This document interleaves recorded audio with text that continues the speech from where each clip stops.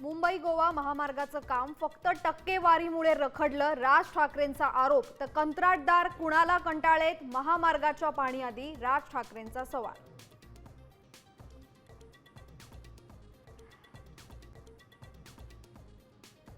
चाकण, संगमनेर आणि सिन्नरमध्ये चक्काजाम आंदोलन. पुणे नाशिक रेल्वेचा मूळ मार्ग पूर्ववत करण्याची मागणी. समृद्धी महामार्ग रोखण्याचा प्रयत्न करणाऱ्या आंदोलकांची धरपकड. नाशिक भूकंपाच्या धक्क्यांनी हादरलं. नाशिक शहर आणि जिल्ह्यामध्ये अनेक भागात जाणवले भूकंपाचे धक्के. भूकंपाची तीव्रता 4.3 रिश्टर स्केल.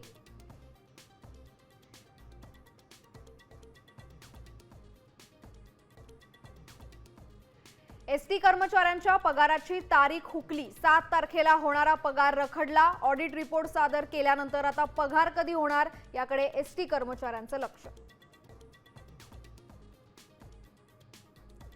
बारामती विमानतळावर प्रशिक्षण विमान लँडिंग करताना कोसळलं. सुदैवानं कोणतीही जीवितहानी नाही.